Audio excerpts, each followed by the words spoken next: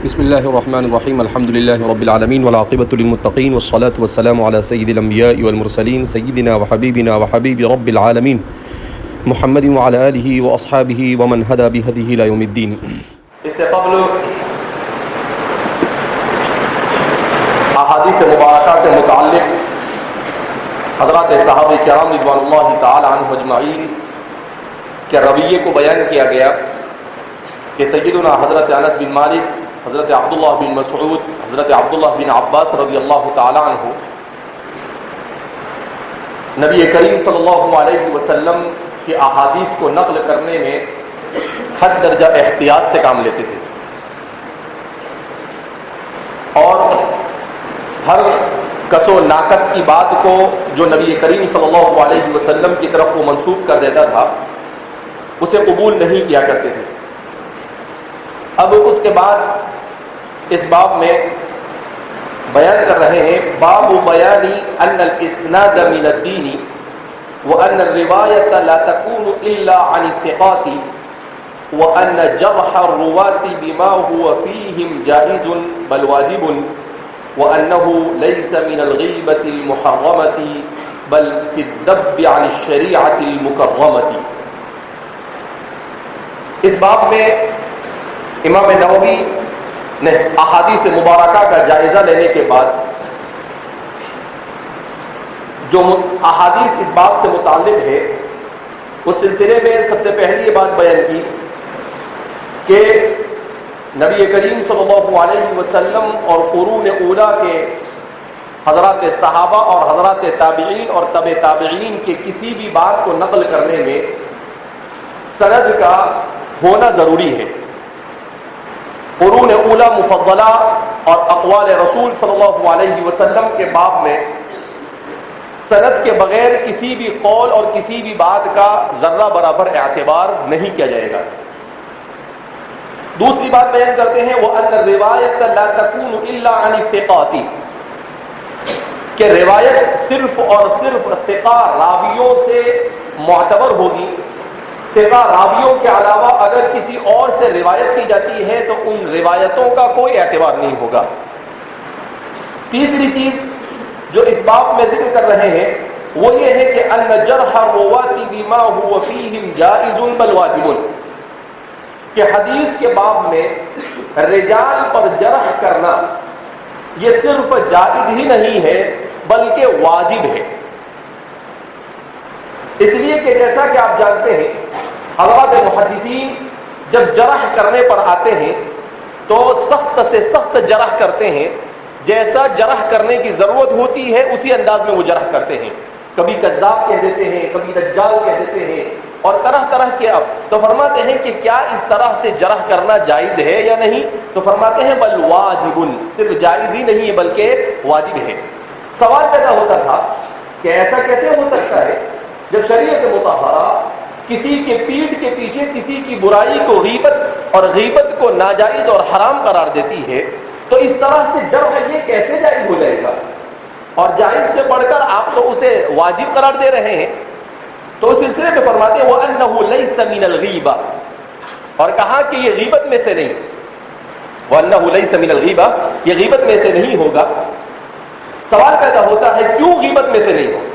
فرماتے ہیں بل فی الذب عن الشریعۃ المکرمہ، اس لیے کہ یہ جو جرح کی جا رہی ہے اس جرح کی غرض کسی کو خامخواہ ذلیل کرنا نہیں ہے، اس جرح کی غرض کسی کو خامخواہ بدنام کرنا نہیں ہے، کسی کی عزت پر کیچڑ اچھالنا نہیں ہے، بلکہ اس جرح کا مقصد شریعت مطہرہ کو ہر طرح کی تحریف سے پاک اور صاف رکھنا ہے اور شریعت مطہرہ کا دفاع کرنا ہے، اور شریعت مطہرہ کے خاطر ہر طرح کا دفاع بھی جائز ہوگا۔ اس لیے کہ پورے دین کا خلاصہ جو ائمہ مقاصد نے بیان کیا ہے وہ یہ ہے کہ ہماری پوری شریعت مطہرہ اگر اس کا جائزہ لیا جائے تو یہ 5 چیزوں کو تحفظ بخشتی ہے۔ یہاں پر تحفظ دیا جاتا ہے الدین، سب سے پہلے دین کو تحفظ دیا جاتا ہے۔ دوسرے نمبر پر النفس انسان کی جان کو تحفظ بخشا جاتا ہے. تیسرے نمبر پر انسان کی عزت کو تحفظ بخشا جاتا ہے. چوتھے نمبر پر انسان کے مال کو تحفظ بخشا جاتا ہے. اور پانچویں نمبر پر انسان کی نسل اور اس کی عقل کو تحفظ بخشا جاتا ہے. تو یہ اسی ترتیب کے ساتھ ہے. تو سب سے مقدم یہ تحفظ دین ہے. سب سے مقدم کیا ہے؟ تحفظ دین. دین کی حفاظت کے لیے جان بھی قربان کی جا سکتی ہے. دین کی حفاظت کے لیے عرض یعنی کسی کی عزت اگر داؤ پر لگ رہی ہو مگر دین کی حفاظت ہو رہی ہو تو اسے داؤ پر لگایا جا سکتا ہے. دین کی حفاظت کے خاطر مال کو خرچ کیا جا سکتا ہے. دین کی حفاظت کے خاطر نسل کو خرچ کیا جا سکتا ہے. اور دین کی حفاظت کے خاطر اپنی عقلی صلاحیتوں کو قربان کیا جا سکتا ہے. تو دین سب سے مقدم ہے. جب دین سب سے مقدم ہے تو دوسری ساری چیزیں اس کے اوپر قربان کرنا کیا ہو جاتا ہے؟ جائز ہو جاتا ہے. لہذا اس بنا پر کیا فرماتے ہیں کہ غیبت جو ہے یہ الذب عن الشریعہ ہے. مقاصد شریعت کا تقاضا یہی ہے کہ دین کی حفاظت کے خاطر کسی کی عزت پر اور کسی کے نفس پر اگر کوئی دھبا لگتا ہے تو اسے برداشت کرنا پڑے گا. سوال پیدا ہوتا ہے کوئی بیچارہ بدنام ہو رہا ہے, اس کی عزت جا رہی ہے, اس کا کیا؟ تو بدنام ہونے میں وہ خود ذمہ دار ہے. اس کا ذمہ دار شریعت کیوں؟ اس کا ذمہ دار محدث کیوں؟ اس کا ذمہ دار ائمہ جرح و تعدیل کیوں؟ اس لیے کہ اس پر جو جرح ہو رہی ہے اس کے اپنے برے عمل کے اختیار کرنے کی وجہ سے کہ اس نے جھوٹ بولا تو کہنا پڑا نہ کذاب. اگر وہ جھوٹ نہ بولتا تو کبھی اسے کذاب لگایا جاتا. اس نے دھوکہ دیا تو اس کے اوپر جرح کی گئی. تو ظاہر سی بات ہے کہ یہ ساری چیزیں ایسی ہیں جو اس کے اپنے اختیار سے ہیں. اب جب اس نے اپنے اختیار سے کسی برائی کو اختیار کیا اور پھر اس کے اوپر کسی برائی کا لیبل لگایا گیا تو وہ خود ذمہ دار ہے. نہ شریعت ذمہ دار, نہ محدث ذمہ دار, نہ ائمہ جرح و تعدیل ذمہ دار. لہذا فرما رہے ہیں کہ شریعت مطہرہ کے اس لیے کہ ایک ہوتی ہے غیبت اور ایک ہوتی ہے تہمت. کسی میں کوئی برائی ہے اس برائی کو اس کے پیٹھ پیچھے بیان کرنا یہ غیبت ہے, اور کسی میں برائی نہیں ہے اور اس کی پیٹھ کے پیچھے بیان کرنا یہ تہمت ہے. یہ کیا ہے؟ تہمت. غیبت امور دنیا میں ناجائز ہے. کس میں ناجائز ہے؟ امور دنیا میں. لیکن امور دین کے اندر غیبت کا جواز ہے. ہم فقہا اور محدثین سب نے کیا کیا ہے؟ ذکر کیا ہے کہ امور دین کے خاطر غیبت کو گوارا کیا جائے گا. اس لیے کہ اگر غیبت کو گوارا نہ کیا جاوے تو انہدام دین لازم آتا ہے. کیا لازم آتا ہے؟ اور انہدام دین اسے گوارا نہیں کیا جا سکتا ہے. دین کو منہدم ہونا اسے کبھی گوارا, اس کی تعلیمات میں تحریف اسے کبھی گوارا کیا جا سکتا نہیں ہے. لہذا اس بنا پر فرما رہے ہیں کہ اس باب میں اس طرح کی تمام روایتوں کو ذکر کریں گے. وَبِهِ قَالَ حَدَّثَنَا حَسَنُ بْنُ الرَّبِيعِ قال حدثنا حماد بن زيد عن أيوب وهشام عن محمد وحدثنا فضيل عن هشام قال وحدثنا مخلد بن حسين عن هشام عن محمد بن سيرين قال إن هذا العلم دين فانظروا عمن تأخذون دينكم. ایک جلیل القدر تابعی محمد بن سیرین جن کا اس سے قبل تفسیر کے ساتھ تذکرہ ہو چکا ہے, ان کا ایک قول یہاں پر ذکر کیا جا رہا ہے. اب سوال پیدا ہو کہ ان کو کوئی حدیث نہیں ملی جو حدیث کو چھوڑ کر وہ قول تابعی کو ذکر کر رہے ہیں. تو اس سلسلے میں ایک بات مسلم ہے کہ قول ثقات تابعی یہ بھی شریعت مطہرہ میں حضرات فقہا اور محدثین کے یہاں پر حجت اور دلیل ہے. حجت اور دلیل. کیوں حجت اور دلیل ہے؟ اس لیے کہ یہ ہے تلامذہ حضرات صحابہ, اور حضرات صحابہ ہے تلامذہ نبی کریم صلی اللہ علیہ وسلم. صحابہ جو بھی بات بیان کریں گے وہ کس کی کہاں سے سنی ہوئی ہوگی؟ رسول اللہ صلی اللہ علیہ وسلم. اور حضرات تابعین میں جو ثقات اور ائمہ کی حیثیت رکھتے ہیں, جو متقینین اور ثبت ہے وہ جو بھی بات بیان کریں گے انہوں نے کس سے سنی ہوگی؟ صحابہ سے، اور صحابہ نے کس سے سنی ہوگی؟ رسول اللہ سے۔ تو بعض مرتبہ ایسا ہوتا تھا کہ حضرات تابعین کبھی کوئی موقع اور محل کو دیکھ کر مناسب نہ سمجھ کر اپنی سند کو ذکر نہیں کرتے تھے اور اپنے طور پر کسی بات کو بیان کر دیتے تھے۔ اس سلسلے میں ان کے پیش نظر یہ ہوتا تھا کہ ہو سکتا ہے ان کو وہ الفاظ یاد نہ رہے ہو جو انہوں نے سنے ہو، تو وہ سوچتے تھے کہ جب ہمیں الفاظ صحیح طور پر یاد نہیں ہے تو اپنے الفاظ کو کسی صحابی یا اللہ کے رسول کی طرف منسوب کرنا یہ من کذب علیہ متعمدا فلیتبوأ مقعدہ من النار کا مصداق ٹھہرا سکتا ہے۔ لہذا احتیاط اس میں ہے کہ ان کا نام نہ لیا جائے، لہذا اس نام کو کیا کر دیتے تھے؟ وہ ترک کر دیتے تھے۔ بعض مرتبہ ایسا ہوتا تھا کہ وہ کسی بات کو بیان کرتے تھے مگر بات کو بیان کرتے ہوئے انہیں اپنی سند کے سلسلے میں کچھ یہ ہو جاتا تھا کہ پتہ نہیں سند میں کیا ہے کیا نہیں، لہذا اس بنا پر وہ سوچتے تھے کہ اس سند کا بعد میں پوسٹ مارٹم ہو اور یہ نص مجروح ہو جاوے، اس سے بہتر یہ ہے کہ اسے اپنے الفاظ میں بیان کر دیا جائے۔ تو اس لیے احتیاط کے پیش نظر حضرات تابعین اور حضرات تبع تابعین بعض مرتبہ اپنے الفاظ میں کسی بات کو بیان کر دیا کرتے تھے، لیکن چونکہ ان کی بات یہ اللہ کے رسول تک بہت قریب واسطوں کے ساتھ پہنچ جاتی اور عام طور پر اس زمانے میں حضرات محدثین کا اور حضرات فقہا کا مزاج یہ تھا کہ وہ نصوص کے بڑے پابند تھے، وہ اپنی باتوں کو زیادہ بیان نہیں کرتے تھے۔ اسی لیے ہم دیکھیں گے کہ قرون اولا ثلاثہ میں جو کتابیں لکھی گئی ہے ان کتابوں میں روایت اور نص کو ہو بہو نقل کرنے پر زیادہ توجہ دی گئی، روایت اور نص کو ہو بہو نقل کرنے پر ہی زیادہ تر۔ اور پھر اس کے بعد چوتھی صدی اور تیسری صدی کے اواخر اور چوتھی صدی جب شروع ہوتی ہے تو پھر وہاں سے مختلف موضوعات پر لوگ کتابیں لکھنا کیا کرتے ہیں؟ شروع کرتے ہیں، وہ بھی نص کو سمجھانے کے لیے، نص کیا کرنے کے لیے؟ سمجھانے کے لیے۔ لہذا اس بنا پر اگرچہ یہ امام محمد ابن سیرین کا قول ہے مگر بہرحال یہ حجت ہے، تو فرماتے ہیں کہ محمد ابن سیرین نے کہا ان ھذا العلم دین، کہ یہ حدیث ہے اور قرآن سے متعلق جو علوم ہے یہ کیا ہے؟ یہ دین کا جزء لا ينفک ہے، دین کا حصہ ہے جس کو دین سے جدا نہیں کیا جا سکتا ہے۔ اب جب یہ دین کا اہم ترین حصہ ہے تو گویا کہ یہ بھی دین کے مثل ہو گیا، یہ وسیلہ اور ذریعہ ہے، اور وسیلہ اور ذریعے کو بھی مقصد کے حکم میں کر دیا جاتا ہے۔ جیسے وضو نماز کے لیے شرط ہے جبکہ وضو مقصود نہیں ہے، مقصود کیا ہے؟ نماز، مگر کوئی بغیر وضو کے نماز پڑھے تو عملاً اگر بغیر وضو کے کوئی نماز پڑھتا ہے تو علماء اور فقہا نے اسے کافر گردانا،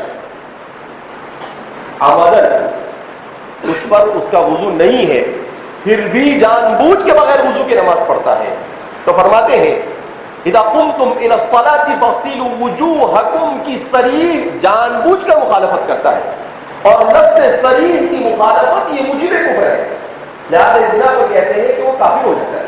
ہاں اسے یاد نہیں رہا، مشکوک ہو گیا، اشتباہ ہو گیا اور پڑھ لیا اس نے، تو اس سلسلے میں کہا کہ رفع عن امتی الخطأ والنسیان، اس صورت میں لیکن اگر یاد آیا تو اس کو دہرانا پڑے گی نماز، اس لیے کہ اس کی نماز ہوئی نہیں۔ ایسا نہیں کہ رفع عن امتی الخطأ والنسیان کا مطلب یہ ہے کہ ٹھیک ہے پڑھ لیا ہو گیا نا کیا ہے، نہیں، اس کو دہرانا پڑے گی۔ تو اس کا مطلب کیا ہوا کہ نماز مقصد ہے، وضو اس کے لیے وسیلہ ہے، مگر جو حیثیت نماز کی ہے وہی حیثیت کس کی ہے؟ وضو کی، اس کے اوپر مدار ہے، اس کے بغیر کام نہیں چلے گا۔ اگرچہ ایک کو شرط کہا گیا اور ایک کو فرض کہا گیا، اور شرط یہ خارج شے کو کہتے ہیں، مگر خارج شے کا مطلب کیا ہے؟ ایسے ہی جیسے یہ ٹیبل، یہ اوپر کا حصہ ہے، یہ مقصود ہے، مگر اس کا یہ جو نیچے کا حصہ ہے یہ اس کے لیے کیا ہے؟ وسیلہ اور ذریعہ ہے۔ اگر کہیں یہ نیچے کا کچھ کام نہیں، صرف اسی کو رہنے دو تو لوگ کیا کہیں گے؟ بڑا عقل مند لگتا ہے، ارے کہاں رکھے گا اس کو؟ تو اب یہ بھی کیا بن گیا؟ وسیلہ اور ذریعہ ہے، مگر یہ بھی کیا ہے گیا؟ مقصد کی حیثیت کہ قریب قریب پہنچ جاتا ہے۔ تو فرماتے ہیں کہ ان ھذا العلم دین، کہ یہ علم دین ہے، دین کا حصہ ہے. فانظروا عمن تأخذون دینکم، لہذا تم دیکھ لیا کرو کہ تم اپنا دین کس سے سیکھ رہے ہو اور کس سے حاصل کر رہے ہو. کہا نہیں چلے گا کسی سے بھی اٹھا کر تم حدیث بیان کرنا کیا کر دو، شروع کر دو. کہا پہلے مکمل طور پر اس کا معائنہ کرنا پڑے گا، اور اس کا معائنہ کرنے کے بعد دیکھا جائے گا کہ اس سے دین لینا جائز ہے یا نہیں ہے. ہاں اگر وہ مکمل طور پر عادل اور ضابط ہے تو آپ اس کی بات کو آگے نقل کر سکتے ہیں. اگر وہ ضبط سے عاری ہے تو اس صورت میں آپ اس کی کسی بھی بات کو آگے نقل کر سکتے نہیں ہے. تو فرماتے ہیں ان هذا العلم دين فانظروا عمن تأخذون دينكم. وبه قال حدثنا ابو جعفر محمد بن الصباح قال حدثنا اسماعيل بن زكريا عن عاصم الاحول عن ابن سيرين قال لم يكونوا يسألون عن الاسناد فلما وقعت الفتنة قالوا سموا لنا رجالكم فينظر الى اهل السنة فيؤخذ حديثهم وينظر الى اهل البدع فلا يؤخذ حديثهم. محمد ابن سیرین ہی کے حوالے سے ایک اور اصول کو ذکر کیا جا رہا ہے. امام مسلم اپنے استاد ابو جعفر محمد بن الصباح کے حوالے سے نقل کرتے ہیں، وہ اپنی سند سے بیان کرتے ہیں کہ محمد ابن سیرین نے کہا لم یکونوا یسألون عن الاسناد، تاریخ اسناد کو بیان کر رہے ہیں کہ یہ اسناد کی چھان پھٹک کب سے شروع ہوئی اور کس طرح سے اسناد کی چھان پھٹک کی جاتی تھی. تو فرماتے ہیں لم یکونوا یسألون عن الاسناد، کہ وہ لوگ الصحابۃ ومن تلمذ عندهم، یعنی صحابہ اور ان کے تلامذہ، خاص طور پر صحابہ ہی، عام طور پر محدثین کا کہنا یہ ہے کہ صحابہ ہی مراد ہے یہاں پر. لم یکونوا یسألون عن الاسناد، کہا کہ وہ اسناد کے بارے میں نہیں پوچھتے تھے، سند کے بارے میں وہ پوچھتے نہیں تھے. فلما وقعت الفتنہ، مگر جب فتنہ واقع ہو گیا، کیا مطلب؟ سن ہجری 34 میں حضرت عثمان بن عفان رضی اللہ تعالی عنہ کی جب شہادت ہو گئی تو یہ تاریخ اسلام میں مسلمانوں کے اپنا اندرونی اعتبار سے واقع ہونے والا یہ سب سے پہلا فتنہ تھا. تو جب بھی الفتنہ کہا جاتا ہے اس سے مراد قتل عثمان ہوتا ہے، یعنی لوگوں نے حضرت عثمان بن عفان رضی اللہ تعالیٰ عنہ پر خواہ مخواہ تہمتیں لگا کر انہیں قتل کر دیا. بلوائیوں نے مدینہ منورہ میں وہ لوگ آئے، کچھ کوفہ سے آئے، کچھ بصرہ سے آئے، کچھ شام سے آئے، کچھ مصر سے آئے، اور عام طور پر مصر کے افراد تھے اور کوفہ اور بصرہ کے افراد تھے، اور ان سب نے مل کر حضرت عثمان بن عفان رضی اللہ تعالیٰ عنہ پر دباؤ ڈالا اور آپ کو اقربا پرستی کا طعنہ دیا، اور بھی بہت ساری چیزوں کو، فضول خرچی کا طعنہ آپ کو دیا، اور آپ سے کہا کہ آپ خلافت سے دست بردار رہے. کافی دنوں تک آپ ان سے سمجھاتے رہے. جو بڑا دردناک واقعہ ہے حضرت عثمان بن عفان کی سیرت کا، مگر وہ نہیں سمجھے. حضرات صحابہ نے بہت کوششیں کی، مگر چونکہ وہ ان کا بڑا حلقہ ہو گیا تھا اور انہوں نے کسی نہ کسی طریقے سے حضرات صحابہ کرام رضوان اللہ تعالیٰ عنہ مجمعین کو آپس میں بھڑانے کا پلان بنایا تھا. اثر اہل الکتاب فی الحروب والفتن الداخلیہ فی القرن الاول کے مصنف محمد جمیل المصری، انہوں نے لکھا ہے کہ اصل میں اس واقعے کے پیچھے سب سے زیادہ جو دماغ کام کرتا تھا وہ تھا یہودیوں کا، عبداللہ بن سبا کا. کہا کہ یہ سبائی لوگ تھے سب. تو ان لوگوں نے حضرت عثمان بن عفان رضی اللہ تعالیٰ عنہ کو کسی طریقے سے شہید کر دیا.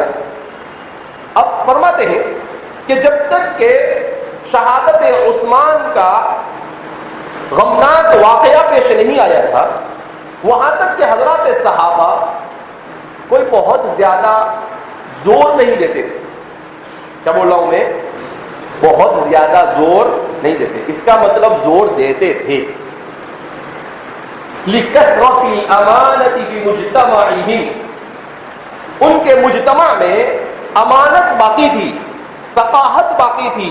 اغلبیہم الصحابہ، ان کی اکثریت حضرات صحابہ پر مشتمل تھی. اور جب صحابہ پر مشتمل تھی تو ظاہر سی بات ہے کہ حضرات صحابہ کبھی ایسا نہیں ہو سکتا کہ آپ صلی اللہ علیہ وسلم کی طرف کسی غلط چیز کو منسوخ کریں. یہ ناممکنات میں سے، کیا بول رہا ہوں؟ ناممکنات میں سے. اسی لیے ہمارے محدثین نے اصول بنایا، الصحابۃ کلھم عدول. کوئی یہ بھی کہہ سکتا ہے انسان تو تھے نا، وہ انسان تھے مگر انسانیت سے اونچے اٹھے ہوئے. وہ اسی لیے ہمارے اہل سنت والجماعت نے بہت اچھی تعبیر استعمال کی ہے، الانبیاء معصومون والصحابۃ محفوظون. کیا فرماتے ہیں؟ الانبیاء معصومون من صمیم العقیدۃ الاسلامیہ. اسلام کا انتہائی راسخ عقیدہ ہے کہ الانبیاء معصومون، انبیاء کبیرہ اور صغیرہ ہر قسم کے گناہ سے معصوم ہے اور پاک ہے، ان سے گناہ نہیں ہو سکتا. اور حضرات صحابہ کے بارے میں کہا والصحابۃ محفوظون، کہ صحابہ اگرچہ انبیاء نہیں ہے اور انبیاء کے درجے تک کے معصوم نہیں ہے، کبیرہ اور صغیرہ سے بالکل منزہ اور مبرہ نہیں ہے، مگر اللہ رب العزت نے ان لوگوں کی خیانت اور کذب، وعدہ خلافی، اس طرح کے بہت سارے کبائر سے ان کو محفوظ رکھا ہے. فَهُمْ مَحْفُوظُونَ مِنَ اللَّهِ، وہ من جانب اللہ محفوظ ہے.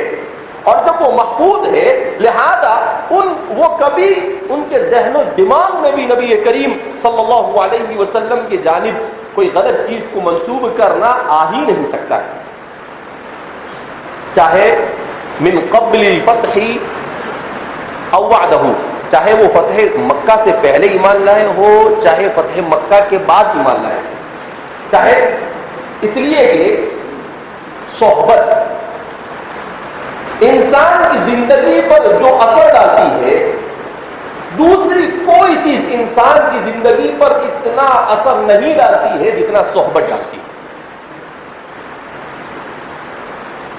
اسی لیے کہتے ہیں کہ کسی ولی کے ایک گھڑی صحبت انسان کو کیا سے کیا بنا دیتی ہے. تو نبی کی صحبت انسان کو انسانیت سے نکال کر ایک اور بلند مقام پر پہنچا دیتی ہے، اس لیے کہ وہ نبی کی صحبت ہے. اسی لیے تو کہتے ہیں وہ کیا تھا جس نے چرواہوں کو مسیحا بنا دیا، وہ صحبت تھی. وہ کیا تھی؟ علامہ اقبال، یہ قادیانیت کا فتنہ شروع زمانے میں بڑی شدت کے ساتھ چلا. علامہ اقبال تھوڑا سا اس سے متاثر ہو گئے تھے.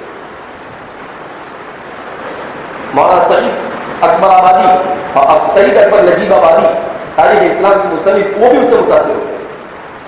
علامہ اقبال متاثر ہوئے تو کسی نے کہا کہ بھائی علامہ کسی عالم کو جا کر ملیے اور اپنی باتوں کو بیان کیجئے ان کے سامنے، تو آپ کا مسئلہ حل ہوگا، ورنہ آپ کہاں جائیں گے کچھ پتہ بھی نہیں چلے گا. تو علامہ اقبال علامہ انور شاہ کشمیری کی خدمت میں حاضر ہوئے. علامہ اقبال بھی کشمیر کے تھے اصلاً، اور علامہ انور شاہ کشمیری بھی کشمیر کے تھے، کلاہما من کشمیر. تو ان کی صحبت میں آئے، ان کی مجلس میں بیٹھے. اللہ کا کرنا ایسا کہ وہ بہت سارے سوالات ذہن میں لے کر آئے اور سوچا کہ مجلس ختم ہوگی تو یہ پوچھوں گا، یہ پوچھوں گا، یہ پوچھوں گا. تو فرماتے ہیں علامہ اقبال کہ میں جب اس مجلس میں بیٹھا تو مجھے ایسا لگا جیسے میرے سارے سوالات ان کے دل پر اڑیل لیے گئے. کہا میں ادھر سوچتے جاتا تھا اور ادھر پھٹ سے جواب آنا کیا ہو جاتا تھا شروع. وہ ایسے ہی جنرل موعظت اور نصیحت کر رہے. کہا تقریر ختم ہوئی وہاں تک کہ میرے سارے سوالات کے جوابات مجھے کیا ہو چکے تھے، مل چکے تھے. اسی لیے جب اس مجلس سے علامہ اقبال اٹھے تو آپ نے قادیانیت کی طرف آپ کا تھوڑا سا جو میلان تھا وہ ختم ہوا، اور اب نہ پوچھا نہ پوچھ ان خرقہ پوشوں کے بارے میں، ید بیضاء لیے بیٹھے ہیں اپنی آستینوں میں. کہا کہ یہ خرقہ پوش نظر آتے ہیں، لیکن ید بیضاء لیے بیٹھے ہیں اپنی آستینوں میں. کہا کہ یہ تو حضرت موسیٰ علیہ السلام کا جیسے معجزہ تھا ید بیضاء، کہ وہ ایسا ہاتھ ڈالتے تھے بغل میں تو وہ چمکتا ہوا نظر آتا تھا. تو کہا بالکل ایسا لگتا ہے کہ اس معجزے کا پرتو ان لوگوں کے پاس ہے. کہا اس سے کم نہیں ہے. تو اسی موقع پر انہوں نے یہ شعر کہہ دیا تھا، کہا تھا. تو اب وہ دیکھ سکتے ہیں آپ، ایک محدث جو 13ویں صدی ہجری میں آتا ہے، اس کی صحبت میں علامہ اقبال جیسا شاعر اور فلسفی بیٹھ کر جب یہ کہہ سکتا ہے تو حضرات صحابہ نے حضور کی صحبت پائی ہوگی، ان کی صورتحال کیسی ہوگی؟ ایک مجلس میں 13ویں صدی کے محدث کی مجلس میں بیٹھ کر اپنے زمانے کا حکیم اور فلسفی اور شاعر، سب سے بڑا شاعر، جب وہ یہ تاثرات دے سکتا ہے تو حضرات صحابہ نے اللہ کے رسول صلی اللہ علیہ وسلم کی صحبت بابرکت سے کیا نہیں حاصل کیا ہوگا. اسی لیے تو کہتے ہیں کہ حضرات صحابہ کرام رضوان اللہ تعالی عنہم اجمعین اتنے بلند مقام پر فائز تھے کہ دنیا کا ان کے بعد کا سب سے بڑا ولی بھی ان کے ادنا سے ادنا مقام تک نہیں پہنچ سکتا ہے، چاہے وہ اپنے زمانے کا مجدد نہیں، باوائے مجدد ہو، تب بھی فضل اور کمال میں ان تک نہیں پہنچ سکتا. اس لیے میں نے اس سے پہلے بھی آپ کے سامنے نقل کیا تھا کہ کسی نے حسن بصری سے پوچھا کہ عمر ابن عبد العزیز افضل ہے یا معاویہ افضل ہے؟ تو حسن بصری نے جواب دیا تھا، کہا معاویہ نے صحبت رسول میں رہ کر جو جہاد کیا، اس جہاد کے دوران یا سفر کے دوران جو گرد و غبار اڑ کر ان کے گھوڑے کے ناک میں گئی، کہا عمر ابن عبد العزیز وہاں تک بھی نہیں پہنچ سکتے، چے جائے کہ کہاں تک پہنچے، معاویہ سے بلند ہو جائے. کہا ان کے عدل کی وجہ سے انہیں خلیفہ خامس کہنا یہ ایک الگ بات ہے، اور صحابیت کے ساتھ ان کا مقابلہ کرنا یہ بالکل اس سے الگ ہے.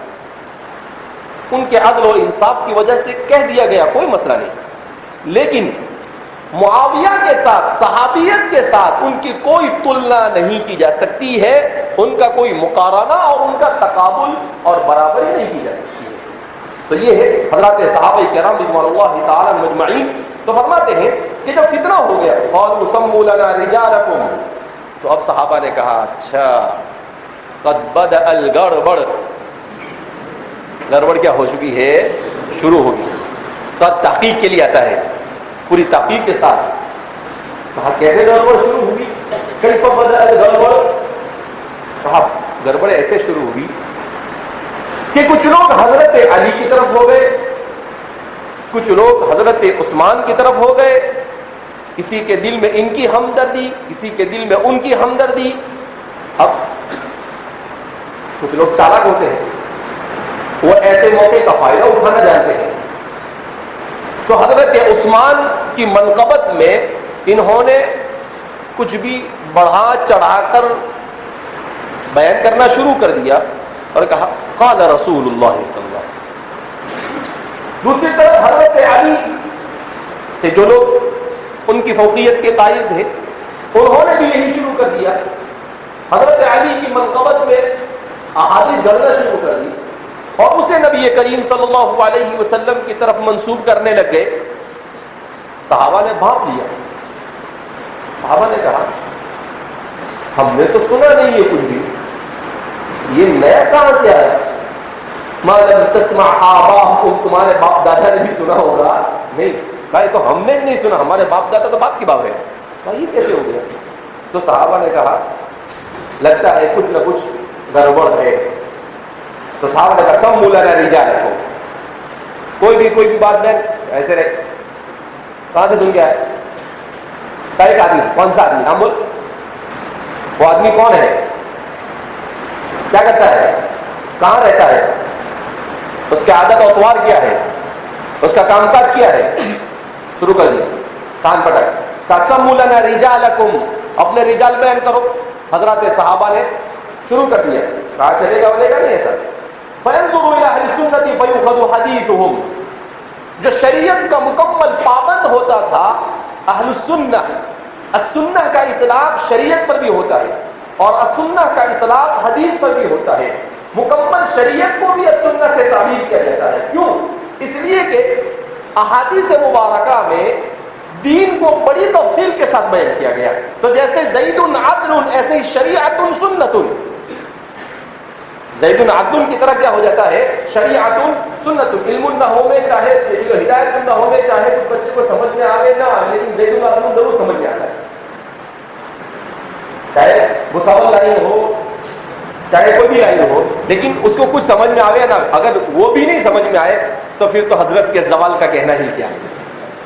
تو بہرحال تو الی اہل سنت فیؤخذ حدیثہم, کیا مطلب؟ جس کو متبع سنت دیکھتے تھے اور جس کو یہ دیکھتے تھے کہ اچھا یہ آدمی برابر, اس کے صفات برابر ہے, اس کے عقیدے میں کوئی خرابی نہیں, اس کے اخلاق میں کوئی بگاڑ نہیں, اس کے عمل میں کوئی بگاڑ نہیں, تو پھر اس کی حدیث کو لے لیتے تھے.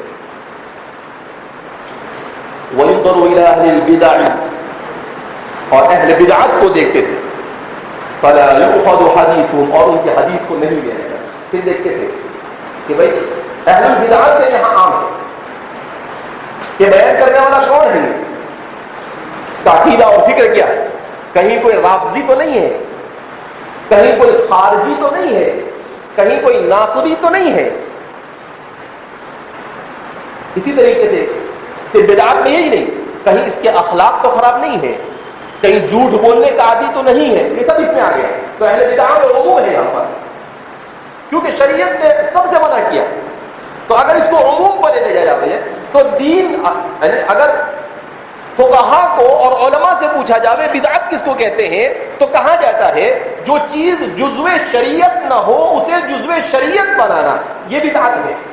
یہ کیا ہے؟ بدعت. لیکن اگر لغت میں دیکھا جاوے تو اس کا مطلب کیا ہوتا, جو چیز جزو دین نہ ہو اسے اختیار کرنا. تو جھوٹ بولنا حدیث میں منع کیا گیا. اگر جھوٹ کو اختیار, ایک آدمی جھوٹ بولنے کا عادی بن گیا تو وہ بھی اہل بدعہ میں سے ہو گیا. ایک آدمی احادیث کو گھڑنے کا عادی ہو گیا تو وہ بھی اہل بدعہ. کیوں؟ کہ حضور نے منع کیا اور یہ گھڑ رہا. تو چاہے یہ عملی طور پر ہو, چاہے قولی طور پر ہو, چاہے عقیدے کے اعتبار سے ہو, چاہے فکر کے اعتبار سے ہو, چاہے اخلاق کے اعتبار سے ہو, جس اعتبار سے بھی ہو, کہا وَيُنظَرُ إِلَىٰ أَهْلِ الْبِدَعِ فَلَا يُؤْخَذُ حَدِيثُهُمْ, اور اہل بدعت کو دیکھا جاتا تھا اور ان کی حدیثوں کو نہیں لیا جاتا تھا. صحابہ نے اجتناب کرنا شروع کر دیا کہ یہ وہ لوگ ہیں جو پورے دین کا حلیہ بگاڑ کر رکھ دیں گے. لہذا حضرات صحابہ نے ان لوگوں سے بچنا شروع کر دیا. اور پھر حضرات صحابہ کی ڈگر پر حضرات تابعین نے اور حضرات تبع تابعین نے, اور پھر اس کے بعد تو محدثین آئے, اور محدثین نے رہی صحیح جو کسر تھی وہ بھی کیا کر دیا, پوری کر دیا.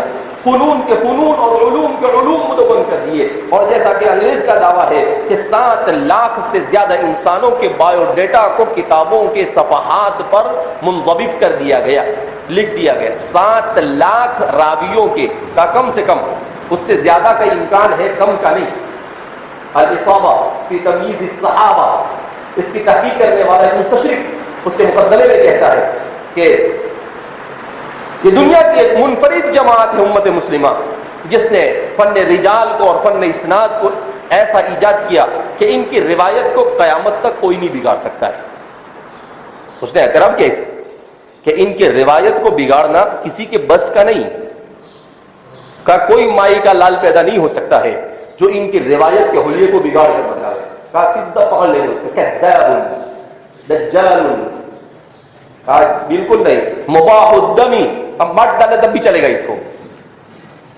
ایسے ایسے الفاظ استعمال کرتے ہیں ہمارے محدثین. بعض مرتبہ آدمی کہتا ہے کہ کچھ زیادہ ہی غصہ ہو گیا ایسا, لیکن انشاءاللہ بھی میں کل بتاؤں گا کہ کس طرح کے الفاظ جرح و تعدیل میں استعمال کیے جاتے ہیں اور کن مراتب کے ساتھ ان کو استعمال کیا جاتا ہے.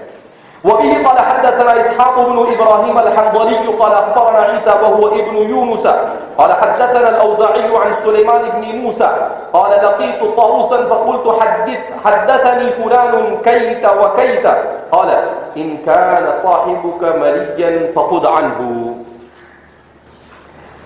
تو محمد بن سیرین کے طرز عمل کو اوپر بیان کیا اور اسی کے ساتھ ساتھ کس طریقے سے سند کی چھانبین حضرت عثمان بن عفان رضی اللہ تعالیٰ عنہ کی دور مسعود کے بعد شروع ہوئی اسے بیان کیا، اور کس انداز میں شروع ہوئی اسے بیان کیا. سموا لنا رجالکم، کہ پہلے نام پوچھتے تھے کہ اس کا نام تو بتا ذرا تو نے کس سے سنا، اور پھر اس نام کا پوسٹ مارٹم کرتے تھے، یعنی صاحب نام کا.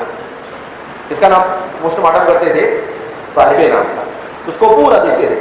اب یہاں سے آگے حضرت عبداللہ بن عباس رضی اللہ تعالیٰ عنہ کے تلمیذ رشید اور ان کے اخص التلامذہ میں سے طاؤوس.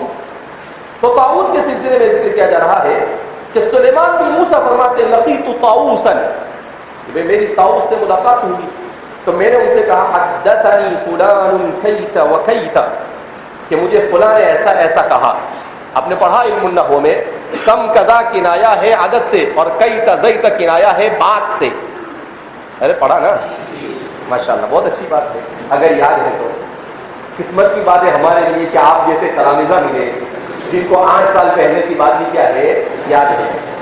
بہرحال تو کئی تزیت کیا مطلب، انہوں نے کہا کہ بھائی ایسی ایسی حدیث ہم نے کیا کی. اس کے کنایا ہوتا ہے بات سے، کس سے وہ کنایا ہوتا ہے؟ کنایا ہوتا ہے بات سے، وہ تو معلوم ہے نا. اگر وہ بھی اگر میں سمجھاؤں تو آپ کی شان کے خلاف ہو جائے گا. کیا رہے ایسا کیسے ہو سکتا ہے؟ ہم کو اتنا نہیں سمجھتا ہے، اتنا گیا گزرا سمجھتے ہیں آپ کو، نہیں اتنا نہیں سمجھتے ہیں. ماشاءاللہ آپ ہیں، آپ کے بارے میں اور کیا کہا جا سکتا ہے. تو کئی تزیت، تو یہ بیان کر رہے کہ بہت کچھ سنا. تو میں نے ان سے کہا کہ حدثنی فلان، مجھے فلاں نے یہ بیان کیا. تو وہ تفصیل کے ساتھ انہوں نے ان کو بیان کیا، لیکن وہ چونکہ ساری تفصیل بیان کرنے کی ضرورت نہیں تھی، اس لیے انہوں نے کنایہ استعمال کر لیا. انہوں نے کیا استعمال کر لیا؟ کنایہ. کیوں استعمال کیا؟ اس لیے کہ وہ چیزیں قابل اعتنا نہیں تھی. وہ چیزیں کیا تھی؟ لا یعنی چیزیں تھیں. تو اس لیے انہوں نے اس کو بیان نہیں کیا. کئی تزیت بہت کچھ تھا، بس وہ آپ کو جاننے کی ضرورت نہیں ہے. تو طاؤوس کہتے ہیں کیا ہے بھائی، کیا اٹھا کے لائے، کہاں سے سن کے لائے، کس نے بتایا تجھے؟ تو طاؤوس نے اس کی چھان پٹک شروع کی. تو اس کو بیان کر رہے ہیں کہ طاؤوس نے سن نہیں لیا، کہا کہ ماشاءاللہ بہت نئی بات ہے آپ کو، ماشاءاللہ آپ کے کیا کہنے ہیں. کہا نہیں، وہ فوراً وہ کیا ہو گئے. طاؤوس نے کہا کیا ہے بھائی موسیٰ، کیا سن کے لائے تو، کس سے سنا؟ تو ایسا کر کے انہوں نے اس سے تحقیق شروع کی. تو اس سے کیا معلوم ہوا کہ حضرات صحابہ نے اور حضرات صحابہ کے بعد حضرات تابعین نے بھی یہی طریقہ اختیار کیا جو انہوں نے صحابہ سے دیکھا، جو انہوں نے صحابہ سے کیا کیا دیکھا. ایک عجیب و غریب صورتحال ہے کہ حضرت عبداللہ بن عباس رضی اللہ تعالیٰ عنہ یہ احادیث کو اخذ کرنے میں بڑا احتیاط سے کام لیتے تھے، مگر اس کے باوجود حضرت عبداللہ بن عباس رضی اللہ تعالیٰ عنہ کی طرف باب تفسیر میں، حضرت عبداللہ بن عباس سے باب تفسیر میں کیا کیا گیا، بہت ساری اسرائیلی روایت منسوخ کر دی گئی. کس کی طرف؟ عبداللہ بن عباس کی طرف. اور مستقل تفسیر ابن عباس کسی نے لکھ ماری. عبداللہ بن عباس نے کوئی تفسیر لکھی نہیں. کسی نے کیا کیا، حضرت عبداللہ بن عباس سے تفسیر کے باب میں جو روایتیں تھیں وہ ساری کے ساری جمع کر دی اور اس پر کوئی تحقیق اور تخریج کا کام نہیں کیا، اور اس کا نام بھی رکھ دیا تفسیر ابن عباس. آدمی خوش ہو جاتا ہے، ماشاءاللہ حضرت عبداللہ بن عباس کی تفسیر ہے. اس کی تفسیر ہے، اس میں اکثر و بیشتر یہ کیا گیا ہے کہ اسرائیلی روایتوں کو بھی برمار اور اسانید کی کوئی تحقیق نہیں. لہذا تفسیر ابن عباس سے اس طرح سے آنکھ بند کر استفادہ نہیں کرنا چاہیے. میں معلوم کرتا ہوں کہ تفسیر ابن عباس کی کسی نے تحقیق یا تخریج کی ہے یا نہیں. اگر تحقیق و تخریج کی ہوگی اچھی تو میں آپ کو بتلاؤں گا، اگر نہیں کی ہوگی تو کہہ دوں گا کہ بھائی ایسا کچھ ہے نہیں. لہذا تفسیر ابن عباس سے متاثر ہو کر اسے لینے کی ضرورت